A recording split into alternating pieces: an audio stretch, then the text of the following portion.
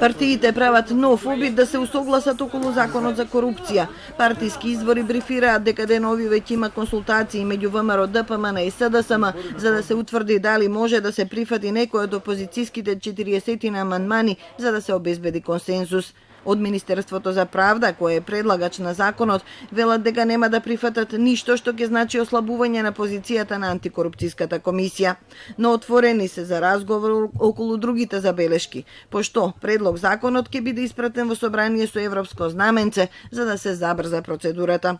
Истовремено СДСМ ја обвини ВМРО ДПМН дека го кочи изборот на новите антикорупционери и дека целта на Мицкоски е да нема силна независна комисија, односно да нема вистинска контрола над корупцијата што тие ја распространиле до невидени размери. ВМРО ДПМН бара комисијата да нема увид во сметките, туку тоа да се прави преку УЈП. Овој предлог ја намалува независноста на комисијата бидејќи таа треба да биде независна институција, а УЈП е дел од извршната власт. ВМРО ДПМН бара комисијата да не врши контрола на финансирањето на политичките партии, а токму за финансирањето на оваа партија е отворен случај од страна на СЈО. За да нема сомнежи, оваа прашање целосно треба да биде под надлежност на комисијата.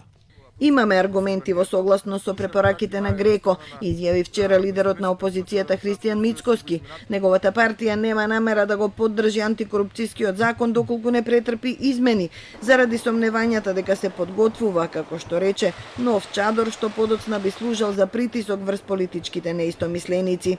За донесување на законот е потребно двотретинско мнозинство. Власта настојува да го обезбеди, а потоа да се објави оглас за кандидирање, да се избере комисија за селекција, интервју со кандидатите и ранг листа по која ќе гласа собранието. Доколку Комисијата за европски прашања почне со работа уште оваа недела и доколку не се чекаат последните рокови, антикорупцијската комисија може да почне со работа пред распишувањето на председателските избори во почетокот на февруари.